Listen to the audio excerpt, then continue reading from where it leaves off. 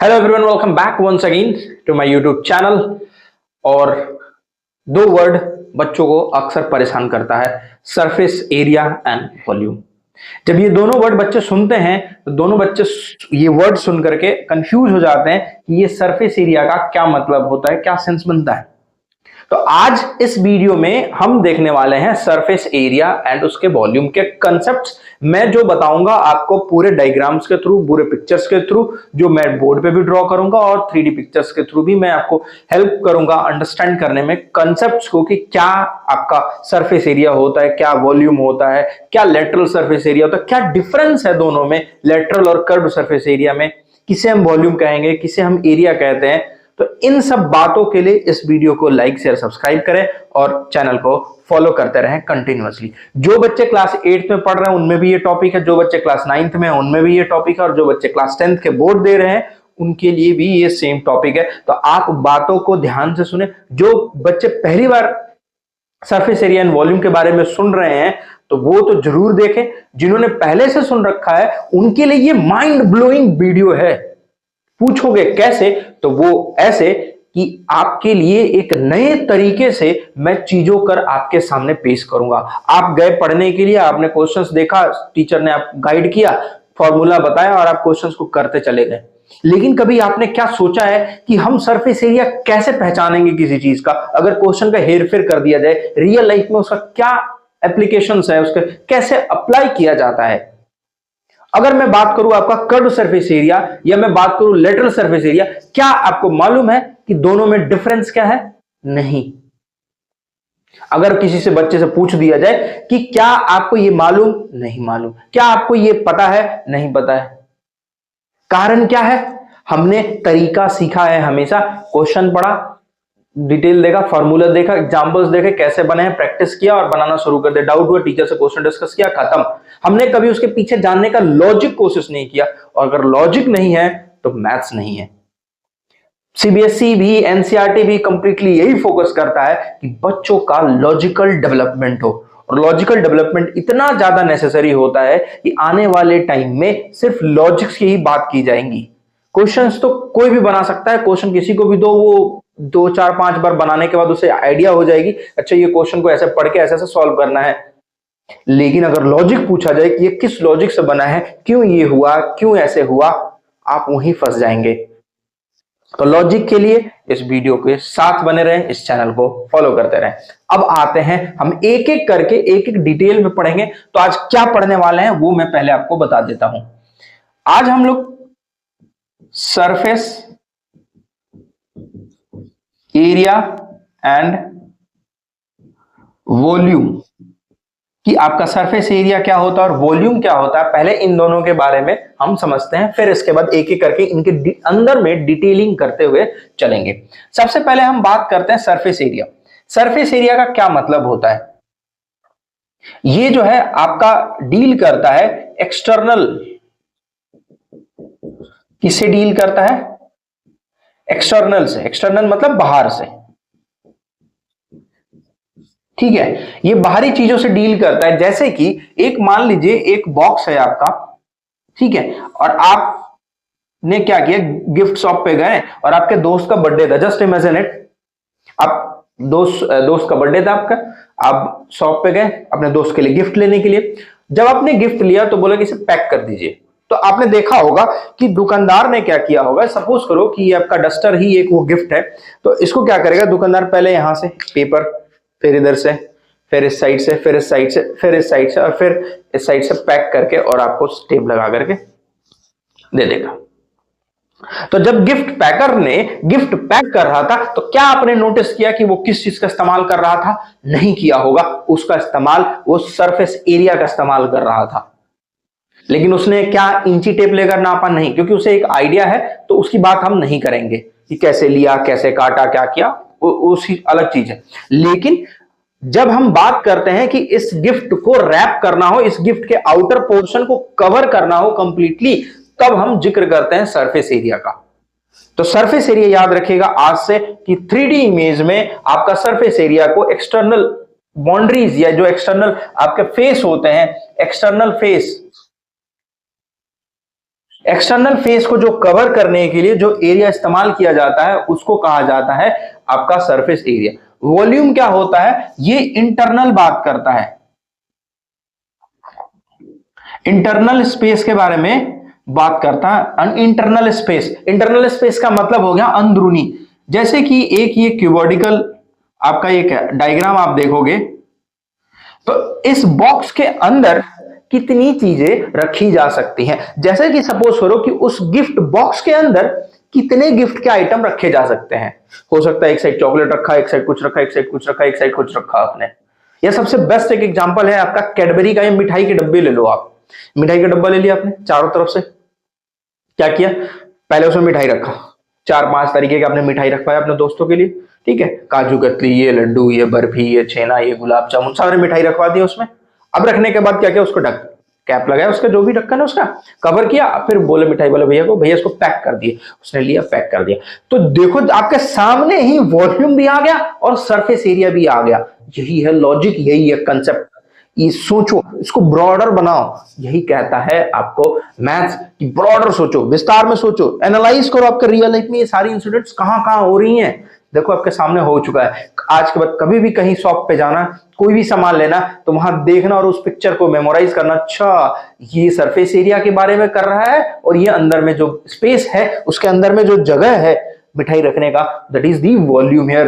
तो वो internal space की बात करता है, अंदर के स्पेस की बात करता है। तो ये बात आप आज से याद रखेंगे। जब भी क्वेश्चन पूछा जाएगा आपसे, अगर स्पेस के बारे में पूछा जा रहा है, अंदर के चीजों के बारे में बताने के लिए कह रहा है, तो वो आपको वॉल्यूम निकालने के लिए कह रहा होगा। और जब कवर करने के लिए कहेगा तो that is the external face, बाहरी का जो चेहरा है उसका कवर करना है। अब हम बात करते हैं, इसके सरफेस एरिया में 2 हिस्से आते हैं, ठीक है, 2 हिस्से आते हैं। एक वर्ड आपने सुना होगा, आपने ये वर्ड सुना होगा लैटरल, ठीक है, और एक वर्ड सुना होगा कर्व्ड। लैटरल सरफेस एरिया और कर्व्ड सरफेस एरिया, ये 2 वर्ड आपने सुना होगा। इन दोनों का क्या मतलब होता है? तो देखो, लैटरल का सिंपल और आसान भाषा में मैं लॉजिक बताता हूं। ये किसी रेक्टेंगुलर बोले तो क्यूबॉइड, क्यूब। अब क्यूबॉइड और क्यूब क्यों कह रहा हूं मैं? रेक्टेंगुलर मतलब जिसके रेक्टेंगल शेप में हो या स्क्वायर शेप में फॉर्मेशन हो, ठीक है, इसलिए मैंने क्यूब और क्यूबॉइड लिख दिया। चलो मैं स्पेसिफाई और कर देता हूं, क्यूब और क्यूबॉइड जिसमें लेटरल आपका आता है, ठीक है, क्यूब और क्यूबॉइड। अब जब क्यूब और क्यूबॉइड के बारे में बता रहा हूं मैं, तो जरा ध्यान से इस डस्टर को देखना। ये समझो कि इसका एक फेस ये है, मैं चेंज कर रहा हूं, 2, 3 और ये 4, और ये देखो यहां पे आ गया 1, 2, 3, 4, 4 फेस हो गए। अब ध्यान से देखो, ये वाला हिस्सा 1, ये वाला हिस्सा 2, ये वाला हिस्सा पीछे वाला 3 और वो पीछे वाला एक 4, टोटल 4 फेस हो गए। अब ऊपर में भी तो है एक, तो ये 5 और ये 6, तो टोटल इनके फेस कितने होते हैं, चेहरे कितने होते हैं? तो 6 फेस होते हैं, ठीक है।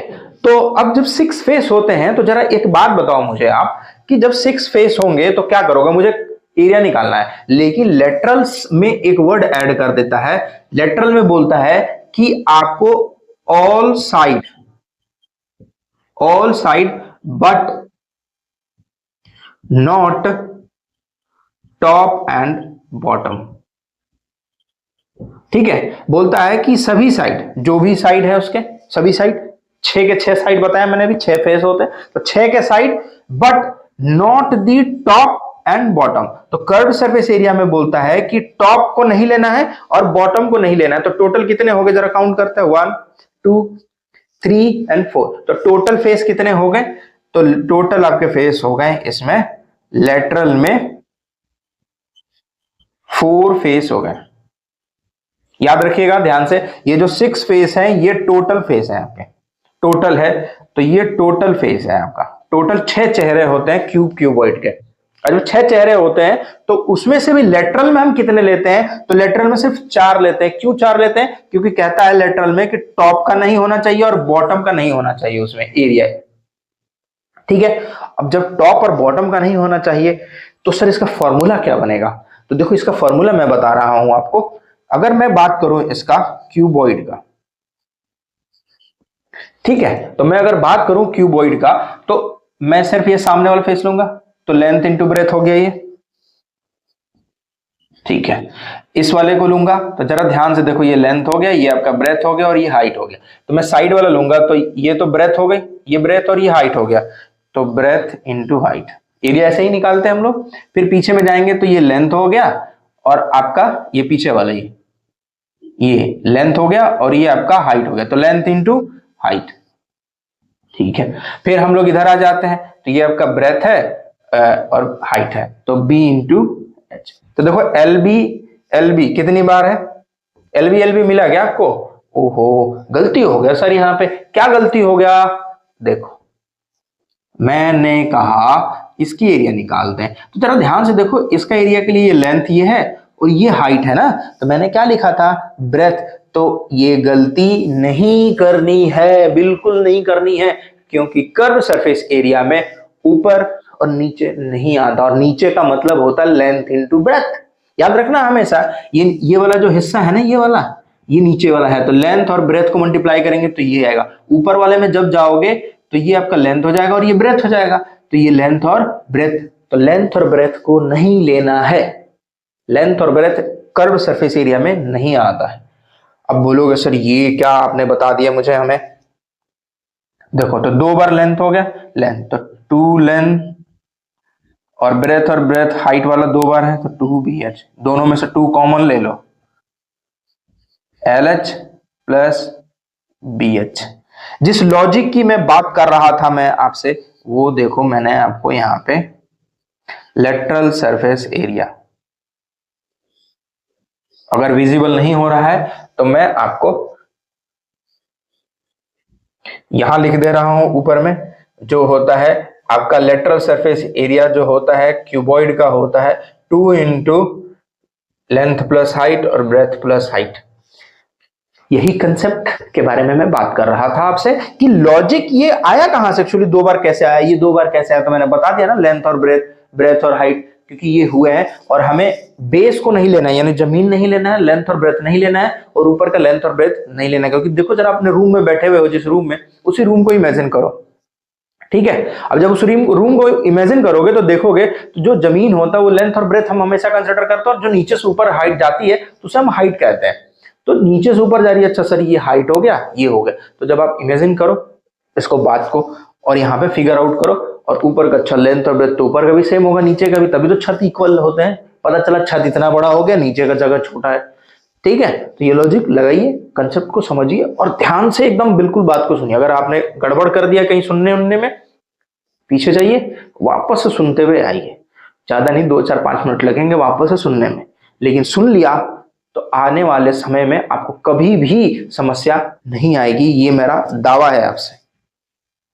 तो ये मैंने आपको बता दिया क्यूबॉइड का होता है आपका, ये होता है। अगर मैं कहूं इसी में क्यूब का मैं बताऊंगा आपको, क्यूब का भी बता दूंगा अभी, पहले हम फिर कर्व की बात कर लेते हैं थोड़ा सा कि कर्व क्या होता है। तो कर्व का नाम से ही ऐसा सुनने में लग रहा होगा कुछ टेढ़े बड़े की चीजें को बात करता है, ये कर्व की बात करता है इसमें, ये कर्व की बात करता है इसमें, ये कर्व की बात करता है, ये कर्व की बात करता है। याद रखिएगा हमेशा, कर्व्ड सरफेस एरिया आपका इस्तेमाल कोन के लिए, सिलेंडर के लिए, हेमिस्फेयर के लिए और स्फेयर के लिए इस्तेमाल होता है, लेकिन लेटरल सरफेस एरिया का इस्तेमाल आपका क्यूब और क्यूबॉइड के लिए किया जाता है। क्यों? क्योंकि उसमें ऊपर और नीचे दोनों होते हैं, उसमें साइड्स होते हैं, किसमें? क्यूब और क्यूबॉइड में उसके साइड्स होते हैं। इसमें क्या आपको साइड पता चल रहा है क्या? इसमें पता चल रहा है क्या? इसमें साइड है क्या? आप इस तरीके की इमेज देखोगे जहां पे कोई भी साइड नहीं होता। जब ज्योमेट्रिकल शेप पढ़ाया गया था आपको तब भी ये बात बताई गई होगी कि सिलेंडर में कोई उनका एज नहीं होता, कोन के कोई एज नहीं होते हैं, हेमिस्फेयर का कोई एज नहीं होता और स्फेयर का कोई एज नहीं होता। एज मतलब किनारे नहीं होते, किनारे नहीं होने का मतलब ही है कि उनमें कोई भी साइड नहीं। तो लेटरल शब्द का इस्तेमाल क्यूब और क्यूबॉइड के लिए किया जाता है जो 3D रेक्टेंगुलर इमेज होते हैं, और कोन ये सब के लिए इस्तेमाल आपका कर्व्ड सरफेस एरिया किया जाता है। इन दोनों में ये छोटा सा बेसिक सा अंतर है। इसको परखने के लिए आप अपने क्लास में 10 बच्चे से टेस्ट लो, 10 बच्चे से पूछो कि क्या अंतर है इन दोनों में, इन दोनों नामों में क्या अंतर है। कोई मुझे बताएगा क्या इन दोनों नाम से क्या पता चलता है, ये इन दोनों में डिफरेंस क्या है, बेसिक डिफरेंस मुझे बताइए। आपको टीचर तो बता देंगे, लेकिन कोई बच्चे को शायद ही मालूम होगा, और मालूम है इसका मतलब वो बच्चा रियली में उसका कंसेप्ट बहुत बढ़िया है। तो आप बच्चे से पूछिए, अगर नहीं मालूम तो उसे बताइए। आपका रिवीजन और साथ में साथ आपने नॉलेज को स्प्रेड कर दिया।